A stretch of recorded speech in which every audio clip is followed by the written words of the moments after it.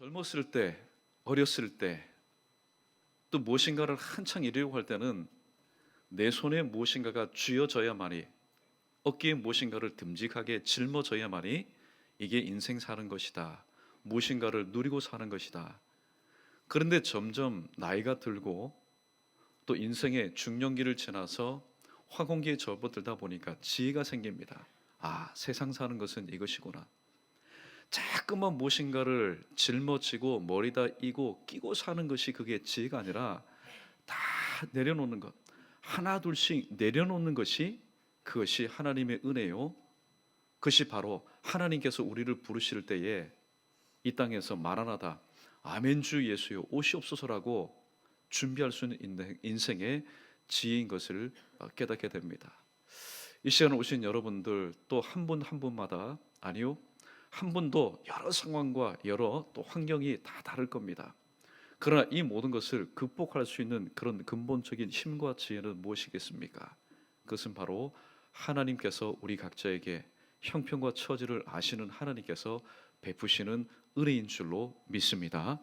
오늘 하나님께서 여러분이 사모하는 은혜를 주심으로 인해서 돌아간 삶의 현장에서 지금까지는 내가 은혜로 이 모든 것을 대하지 못하고 접하지 못하여서 실수하기도 하고 오히려 긁어 부스럼을 맞는 것들이 있다면, 오늘 말씀 이후에는 여러분이 받으신 그 은혜를 가지고 여러분 앞에 직면한 상황이든지 또 여러분이 겪게 될 모든 환경이든지 풀어야 될 숙제든지 진보딸이든지 이 모든 것을 내게 주시는 하나님의 은혜를 가지고 잘 극복하고 또 뚫고 헤치며 나갈 수 있는 오늘 이 자리에 오신 우리 여러분 되시기를 주님의 이름으로 축원합니다.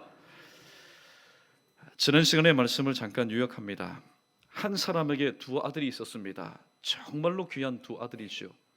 첫 번째 아들은 예스맨입니다. 아버지가 무슨 일을 시키든지 간에 제가 그렇게 하겠습니다. 그런데 이 아들을 한번 보십시오. 아버지가 있는 앞에서는 그렇게 순종하는 것처럼 말하지만은 아버지가 보이지 않는 뒤편에서는 말씀한 대로, 그가 고백한 대로 순종하지 않습니다.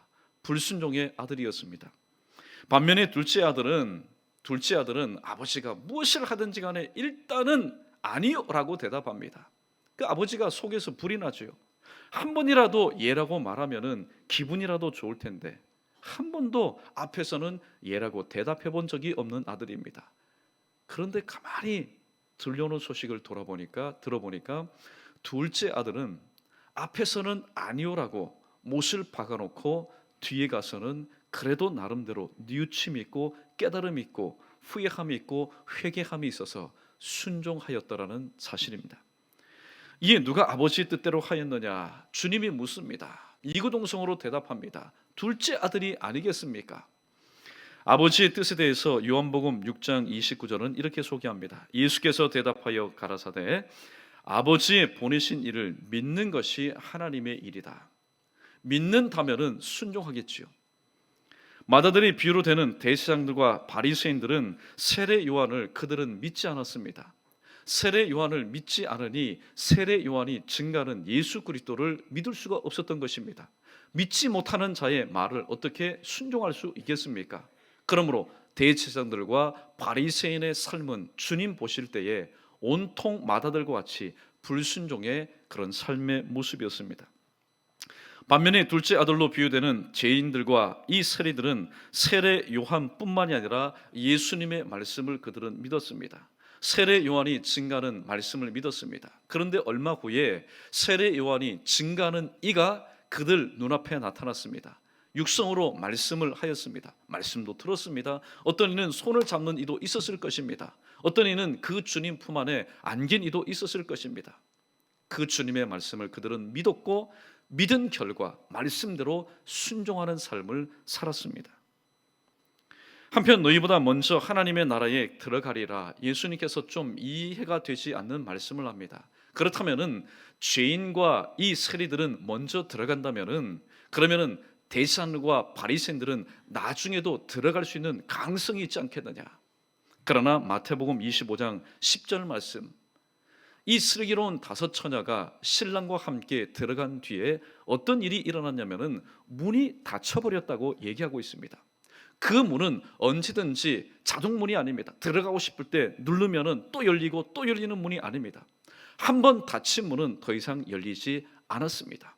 그러므로 예수님께서 하신 말씀처럼 먼저 들어간 뒤에는 더 이상 천국 문은 열리지 않았기 때문에 대제사장과 바리새인, 너희들이 이 땅에서, 내가 다시 한번 말한다, 내가 왜 자꾸만 이렇게 비유의 말씀을 너희에게 베푸는지 아느냐, 너희들이 좀 깨닫고 아직까지 열려있는 저 천국문으로 들어가라. 오늘 이것이 바로 예수님의 말씀이셨던 것입니다. 자, 그러나 오늘 본문을 보면은 하나님의 뜻은 먼저는 회개요 다음이 회복이라고 주님께서 지난번에 말씀하셨는데, 대제사장과 서기관들은 아버지의 뜻대로 하지 않았습니다. 아버지의 뜻대로 하지 않았다는 건 뭡니까? 먼저는 회개요, 둘째는 회복인데 회개를 그들은 하지 않았습니다. 결국 하나님의 나라를 코앞에 두고 정말로 복받은 자들이죠. 항상 성전에서 항상 하나님의 그 두루마리 성전을 가지고 언제든지 읽을 수 있을 때 읽을 수 있었던 바로 하나님의 나라가 코앞에 있었던 이들이었습니다. 가장 가까이 있으면서도 그들은 들어가지 못하였습니다. 왜냐하면 여전히 하나님과의 영적인 단절, 영적인 죽음 상태에서 그들 나름대로는 사내들인 공의의 회원이라는 그런 자부심을 가지고 기득권을 가지고 살았지만은 주님 보실 때는 영적인 죽음, 하나님과의 관계가 단절된 상태에서 회개하지도 못하고 회복되지도 못한 삶을 살았기 때문입니다. 그러나 누가복음 15장 마다들의 진정한 회개와 회복을 바라는 한 아버지의 그 마음처럼 아버지가 정말로 기다리는 자식은 누구였을까요? 철이 없어서 아버지의 것을 가지고 허랑방탕하게 탕진하여 돌아온 그 둘째 아들, 그 둘째 아들은 스스로 돌아왔습니다. 그러나 이 잔치석상에서 둘째 아들을 생각하니까 마음이 기쁘고 흐뭇한데 아버지의 마음 한 구석은 아직도 묵직합니다. 아직도 괴롭습니다. 왜냐하면은 문 밖에 있으면서도 들어오지 못하고 아버지의 마음을 여전히 이해하지 못하고 깨닫지 못하고 밖에 서 있는 그 맏아들 때문이었습니다. 예수님은 오늘 이런 심정을 가지고 아직까지도 지금까지 누누이 하나님이신 예수님께서 직강을 하셨습니다. 직강을 하셨음에도 불구하고 그 뜻이 무엇인지 깨닫지 못하고 마음문을 닫아놓고 있었던 이 대제사장들과 백성들의 장로 바리새인들에게 예수님은 또다시 다른 비유를 말씀하고 있습니다. 이게 바로 주님의 사랑입니다. 사랑은 한 번 했다가 한 번 말했다가 듣지 않으면 냉혹하게 잘라버리는 것이 아니라 또다시 비유의 말씀을 하고 있습니다. 이게 조금 전에 우리가 교독했던 바로 본문 말씀입니다.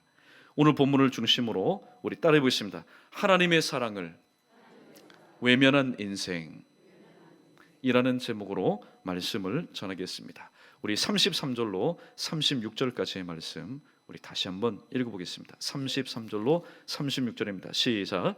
다른 한 비유를 들으라. 한 집 주인이 포도원을 만들어 산 울타리로 두르고 거기에 집자는 틀을 만들고 망대를 짓고 농부들에게 세를 주고 타국에 갔더니 열매를 거둘 때에 가까움에 그 열매를 받으려고 자기 종들을 농부들에게 보내니 농부들이 종들을 잡아 하나는 심히 때리고 하나는 죽이고 하나는 돌로 쳤거늘 다시 다른 종들을 처음보다 많이 보내니 그들에게도 그렇게 하였는지라. 아멘.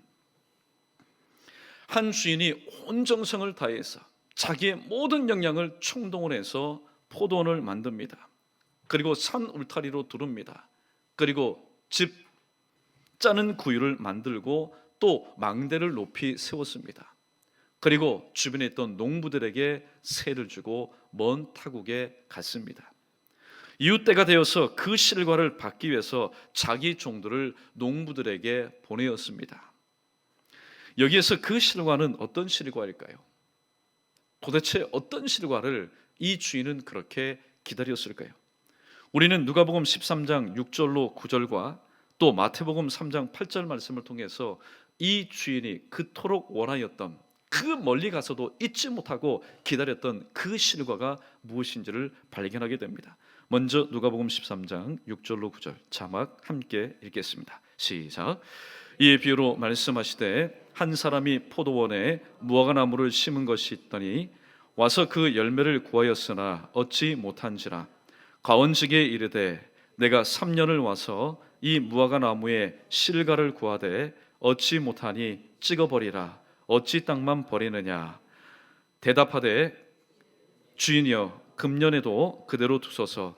내가 두릅하고 거름을 줄이니 이후에 만일 실과를 열면 임원이와 그렇지 않으면 찍어버리소서 하였다 하시니라. 아멘. 여기에 보면은 그 열매 실과가 나옵니다. 그렇다면 그 열매 실과는 또 무엇일까요? 마태복음 3장 8절이 아주 구체적으로 이 실과의 이름을 이렇게 밝히고 있습니다. 계속해서 마태복음 3장 8절 읽습니다. 시작.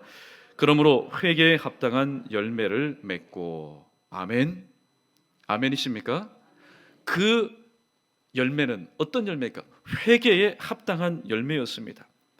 포도원 주인이 이 포도원 주인이 먼 나라에 가서도 자기 종들을 통해서 이 농부들로 하여금 얻기를 원하였던 그 열매는 회개에 합당한 열매였습니다. 오늘 예수님은 비유로 말씀합니다. 비유에는 분명히 합당한 해석이 있겠지요. 한 주인은 하나님을 비유합니다. 포도원은 팔레스타인 지역을 의미합니다. 그 실과는 회개에 합당한 열매를 비유합니다. 자기 종들은 구약에 하나님의 보내심을 받은 대선지 소선지자들을 의미합니다. 농부들은 누구를 말합니까? 농부들은 바로 하나님의 은혜를 입었던 하나님의 선민 유대인들을 비유하고 있습니다.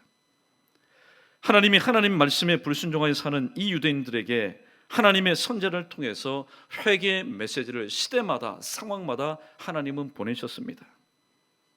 이 메시지를 듣고 자신의 죄악이 드러났다면은 회개하면은 그것뿐입니다.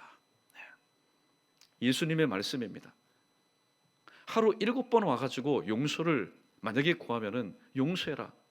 70번씩 7번까지도 해라. 하나님은 어떤 사람 앞에서 하나님은 그동안에 가지고 있었던 이 심판의 칼날을 그저 눈 녹듯이 내려놓을까요? 하나님 앞에 나와서 지난 자신의 과거를 잘못했습니다라고 입술로 시인하는 자 앞에서는 하나님의 그 심판의 날카로운 칼날도 무뎌질 수밖에 없습니다. 회개하면은 그것뿐입니다. 그런데 오히려 더 어그러진 삶을 살았습니다. 결국 유대인들은 해서는 안 될 일을 저지르고 말았습니다. 돌발적인 상황이 벌어졌습니다. 35절로 36절 말씀 계속해서 읽어보겠습니다. 35절 36절입니다. 시작. 농부들이 종들을 잡아 하나는 심히 때리고 하나는 죽이고 하나는 돌로 쳤거늘 다시 다른 종들을 처음보다 많이 보내니 그들에게도 그렇게 하였는지라. 아멘. 농부들이 종들을 잡아 하나는 심히 때렸습니다. 또 하나는 죽이기까지 하였습니다. 그리고 하나는 돌로 쳤습니다. 또다시 주인이 다른 종들을 이번에는 많은 종들을 보내었지만은 이 농부들은 똑같이 이전과 똑같이 행했습니다. 우리는 여기에서 많은 선자들을 유대인에게 보내시는 하나님의 변함없는 열심을 발견하게 됩니다. 예레미야 7장 13절 말씀 우리 함께 자막 읽어봅니다. 시작. 나 여호와가 말하노라 이제 너희가 이 모든 일을 행하였으며 내가 너희에게 말하되 새벽부터 부지런히 말하여도 듣지 아니하였고 너희를 불러도 대답지 아니하였느니라. 아멘. 오늘 여기 본문에 보면은 우리 눈에 특이한 부분이 있습니다. 하나님께서 구약의 여러 선지자를 통해서 말씀하셨는데 오늘 중간 부분에 보면은 새벽부터 부지런히 말씀하셨다. 새벽부터 부지런히 말씀하셨다. 이 이스라엘 백성 유대인들 회개해야 될 이 유대인들을 향한 하나님의 열심이 언제부터 일과 시간 이전부터 하나님은 말씀하셨다고 기록하고 있습니다. 하나님은 범죄한 유대인들이 하나님께로 돌아오기를 원하셨습니다. 그래서 에스겔 3장 11절 말씀처럼 그들이 듣든지 아니 듣든지 주 여호와의 말씀이 이러하다라고 증거할 수 있도록 선지자에게 명령하셨던 겁니다. 사실 똑같은 하나님의 말씀입니다. 똑같은 하나님의 말씀입니다.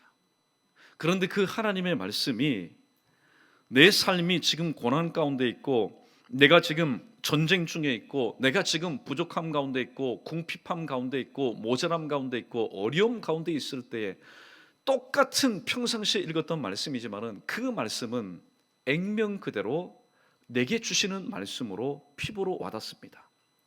그래서 우리는 그 말씀을 붙잡고 하나님 앞에 기도합니다. 그러나 평상시에 똑같은 말씀, 똑같은 그 장소에 있는 말씀이지만은 내가 일단은 평안합니다. 내게 일단은 문제가 없습니다. 내가 일단은 여러 가지 기도 제목이 없고 내 삶도 번창합니다. 들려오는 소식들도 희소식만 들려옵니다. 그 말씀 절대로 우리의 삶 가운데 피부로 와닿지가 않습니다. 오늘 이스라엘 백성들의 모습이 이러해 있다는 겁니다. 하나님께서는 그들에게 형통함을 주셨고, 그들의 산업 가운데 번창함을 주셨고, 그들의 삶 가운데 평안함을 주셨습니다. 그러나 그들은 하나님께 주신 이러한 분복들로 인해서 더욱더 하나님을 가까이 하며 섬기는 도구로 그들이 활용한 것이 아니라 오히려 평안할 때에, 번창할 때에, 또 어려움이 없을 때에 그들은 담 곁에 있었던 사람들을 기웃기웃 보기 시작했습니다. 가만히 보니까 이것이 참으로 사람들이 사는 모습이 아닌가. 왜냐하면 그들 자신은 율법의 울타리 안에서 어떻게 보면 숨 막힐 정도로 그렇게 말씀대로 살았는데, 울타리 밖에 있는 가나안 땅에 있었던 사람들의 삶의 모습을 보니 그들은 말 그대로 인간다운 삶을 살았습니다. 하고 싶은 것 다 했습니다. 마시고 싶은 건 마시고, 피우고 싶은 거 피우고, 먹고 싶은 건 먹고, 할 것 다 했습니다. 그러나 그것은 하나님의 사람의 모습이 아니었습니다. 그래서 하나님께서는 구약의 많은 선지자를 통해서 너희가 하나님의, 나의 백성, 하나님의 선민이지 않느냐. 그렇다면 내가 가나안 땅에서 머물 때에 내가 너희의 조상 모세를 통해서 어떻게 말을 했느냐. 구별된 삶을 살라고 율법을 주지 않았느냐. 그러나 여러분 보십시오. 내가 지금 평안하고 문제가 없습니다. 모든 것들이 다 잘 됩니다. 그 하나님의 말씀이 귀에 들어오겠습니까? 귀에 들어오셨는 말씀이 마음 가운데 감동이 되겠습니까? 마음 가운데 감동이 되지 않으니 말 그대로 소귀에 바로 경을 읽는 것과 마찬가지였던 것입니다. 그러므로 유대인의 삶에서는 조금도 변화를 찾아볼 수가 없었습니다. 오히려 하나님이 보내신 선지자들에 대한 예수님의 비유처럼 횡포만이 더 심해질 뿐이었습니다. 회개의 메시지 앞에서 유대인들은 더욱더 이를 갈며 완악해져 갔습니다. 이러한 모습을 이사야 선지자는 이렇게 고발하고 있습니다. 이사야 1장 2절로 4절까지의 말씀 우리 함께 자막 읽어보겠습니다. 시작. 하늘이여 들으라, 땅이여 귀를 기울이라. 여호와께서 말씀하시기를 내가 자식을 양육하였거늘 그들이 나를 거역하였도다. 소는 그 임자를 알고 나귀는 그 주인의 고유를 알건만은 이스라엘은 알지 못하고 나의 백성은 깨닫지 못하였도다 하셨도다. 슬프다 범죄한 나라요, 허물진 백성이요, 행악의 종자요, 행위가 부패한 자식이로다. 그들이 여호와를 버리며 이스라엘의 거룩한 자를 만홀히 여겨 멀리하고 물러갔도다. 이것이 바로 유대인들을 향한 하나님의 속타는 모습이었습니다. 변화될 기미도 돌아올 기미도 보이지 않은 채 그렇게 세월이 오래오래 흘러갔습니다. 이후 유대인들은 다람쥐 쳇바퀴 도는 삶, 즉 반복되는 삶을 살았습니다. 그런데 어느 날 그 역사의 한 시점에 이들의 다람쥐 쳇바퀴 도는 삶을 완전히 뒤바꾸는 큰 전환점이 되는 사건이 일어났습니다. 우리 37절 계속해서 읽어보겠습니다. 37절 시작. 후에 자기 아들을 보내며 이르되 그들이 내 아들은 존대하리라 하였더니, 주인이 이제는 자기 아들을 보낸 것입니다.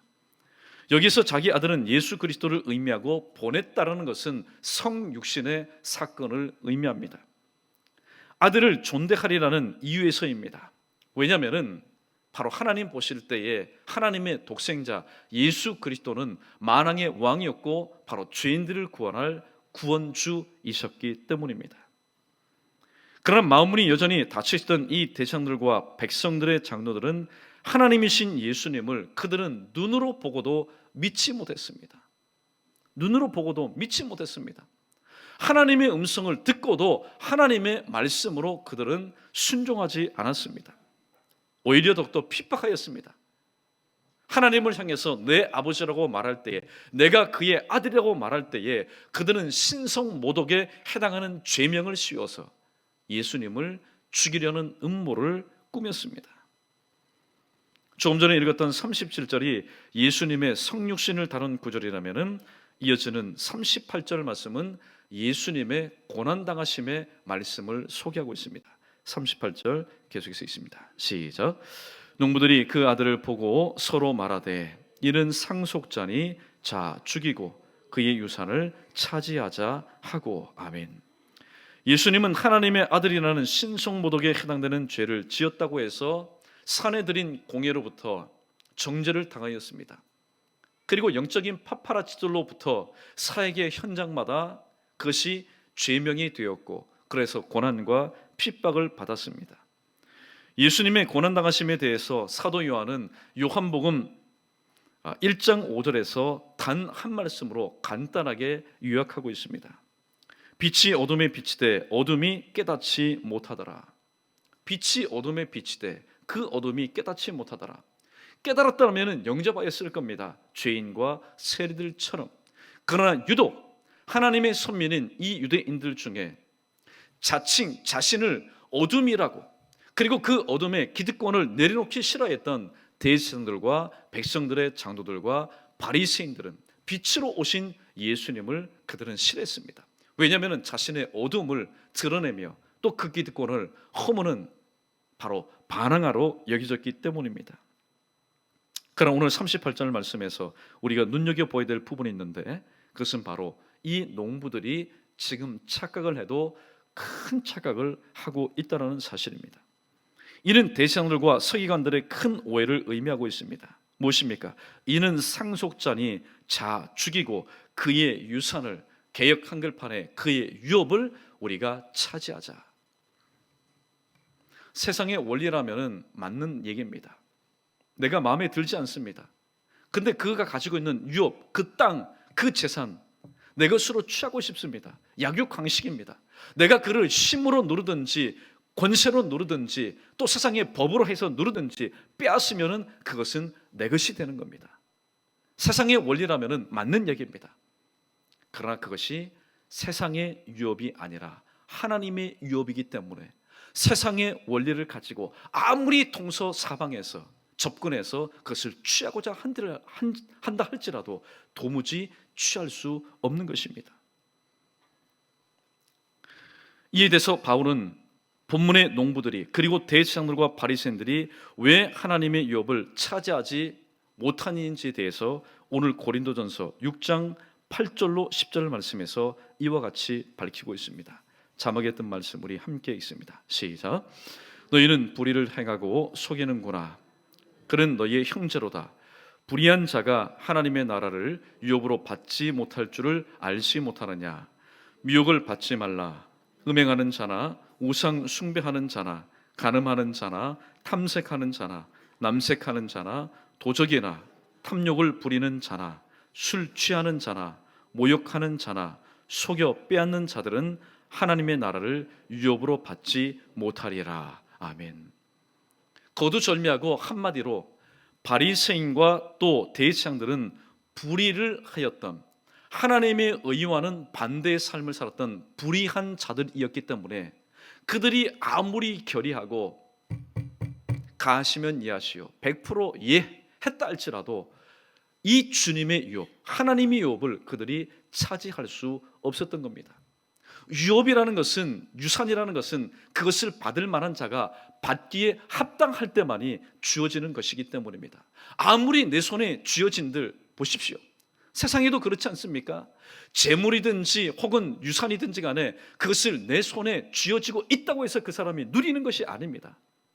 합당하지 못한 사람은 오히려 그것으로 인해서 타락하게 되고 그것으로 인해서 큰 짐을 들락날락 할 수밖에 없는 겁니다. 사람들이 볼 때에 저 사람 저거 맡겨서 되겠느냐. 그러나 합당한 사람이라면은 어떤 엄청난 유산과 또 유업이라 할지라도 합당한 사람은 그것을 하나님이 주시는 지혜를 가지고 잘 감당할 수 있기 때문에 전혀 문제가 되지 않는 것입니다. 대제사장들과 바리새인의 착각이 바로 이겁니다. 예수님은 말씀합니다. 하나님의 나라는 너희들이 지금 보는, 너희들이 천시하는, 너희들이 소외시하는 죄인들과 바로 세리들의 것이다. 그러니까 바리새인과 이 대장들이 코웃음을 치죠. 코웃음을 칩니다. 어떻게 하나님의 그 귀한 유업이 저들의 것이 되겠느냐. 그래도 거룩하고 경건한 우리의 것이 되지 않겠느냐. 그러나 주님의 입장은 다릅니다. 주님의 입장은 다릅니다. 너희가 지금 권력을 가지고 너희의 힘을 가지고 세상의 것을 너희가 취했지만은 너희는 불의한 자다. 불의한 자는 하나님의 유업을 받을 수 없다고 말씀하셨기 때문입니다.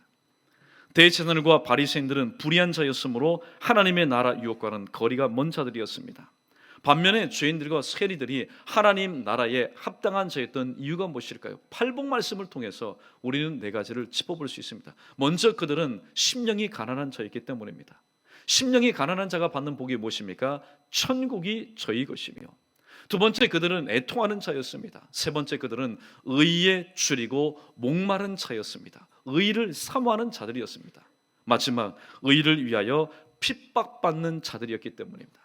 의를 위하여 핍박받는 자는 복이 나니 천국이 저희 것이며, 주님 말씀처럼 죄인과 세리들은 하나님의 나라를 유업으로 받기에 너무나도 합당한 사람들이었습니다. 한편 그들의 뜻대로 되지 않을 때에 대제사장들과 바리새인들은 외세의 권력을 빌려서, 유대인의 법으로는 사람을 죽일 수 있는 권한이 없었기 때문에 당시에 자신을 통치하고 있었던 외세 로마의 그 권력을 빌려서 예수 그리스도를 바로 십자가에 못 박아 죽이려고 했던 것입니다. 이 사건이 바로 오늘 본문 말씀 39절에 기록되어 있습니다. 39절 말씀 우리 마지막으로 읽어보겠습니다. 시작. 이에 잡아 포도원 밖에 내쫓아 죽였느니라. 아멘. 예수님의 십자가의 죽음을 소개하고 있습니다. 결국 이 농부들, 여러분, 옛 행태가 어디 가겠습니까? 옛 그 모습 어디 버릴 수 있겠습니까? 주인이 그토록 원하는 그 실과를 받기 위해서 종들을 많이 보내었지만은 계속해서 고문하고 핍박하고 죽이고 돌로 쳤습니다. 이 주인이 생각합니다.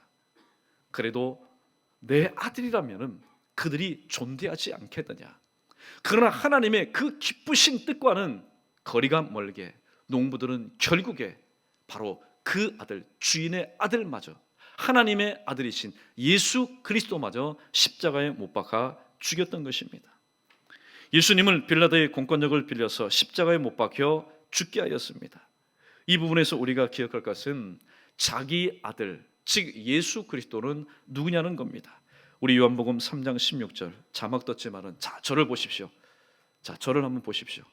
자막 보지 말고 저를 보시고 요한복음 3장 16절 말씀 우리 또박또박 우리 한번 암송하겠습니다. 시작. 하나님이 세상을 이처럼 사랑하사 독생자를 주셨으니 이는 저를 믿는 자마다 멸망치 않고 영생을 얻게 하려 하심이라. 아멘. 우리 다시 한번 따라해 보겠습니다. 예수님은 하나님의 사랑입니다. 예수님은 누구냐? 하나님의 사랑의 메신저였습니다. 하나님의 사랑의 대사였습니다. 하나님은 우리 인간을 향한 하나님의 그 사랑을 예수님을 보내셔서 육신의 몸을 입고 온 예수님을 통해서 너희를 향한 나의 사랑이 이렇다라는 것을 나타내셨습니다. 그러나 하나님의 사랑이신 산증이신 예수님을 이 대제사장들과 바리새인들은 핍박하였습니다. 그들은 예수님의 사역을 방해하였습니다. 결국에 십자가에 못 박아 죽였습니다. 결국 보십시오. 예수님 살아생전에 그렇게 권면도 하시고 때로는 가르치기도 하시고 때로는 책망도 하시고 훈계도 하시고 정신 차리지 못할 때에 독사의 자식들아 저주하여서 깨닫도록 하셨지만은 대제사장들과 바리새인들은 끝내 오늘 제목의 말씀처럼 하나님의 사랑이신 예수 그리스도를 외면하는 인생이 되었던 것입니다. 말씀을 정리합니다. 하나님의 사랑을 외면한 인생은 회개의 기회를 스스로 놓쳐버린, 아니요, 스스로 차버린 인생이 됩니다. 이 땅에서 살아생전에 회개의 기회를 놓쳐버린 자들에게는 죽음이 무엇입니까? 죽음은 영생의 문이 아니라 영멸의 문일 수밖에 없습니다. 우리가 장례식장에서 믿음의 사람들에게 저는 이렇게 선포합니다.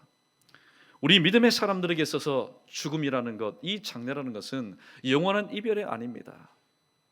이것은 바로 천국 환송식입니다. 그러므로 우리의 죽음은 무엇입니까? 영원한 만남을 위한 이 땅에서의 잠시간의 이별일 뿐입니다. 누가 천국 환송식으로 보낼 수 있으며 또 마라나다 예수여, 아멘 주 예수여 오시옵소서라고 감히 오늘 또 양심에 꺼리낌이 없이 말할 수 있을까요?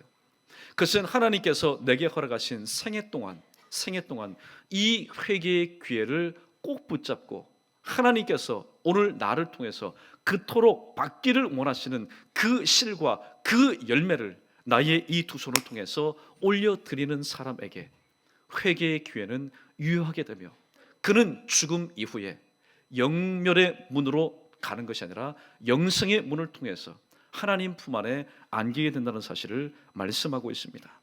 그러므로 어떤 상황에서도 하나님의 사랑을 외면하는 인생 되지 마십시오. 내가 무엇인가를 구하였을 때에 하나님께서 응답하지 않았다고 해서 하나님의 사랑, 예수님을 문전박대하거나 기도의 삶을 중단하거나 예배의 삶을 중단하거나 주일을 성수하는 것을 외면하는 인생이 되어서는 안 됩니다. 하나님의 사랑 폭넓게 또 깊이 체험하여 오늘 본문에 예수님께서 항상 품으셨던 죄인들과 세리들처럼 저 청문을 향해서 한 발걸음 더 가까이 나아갈 수 있는 바로 연희교회 예수가족 저와 여러분 우리 모두 되기를 주님의 이름으로 간절히 축원합니다.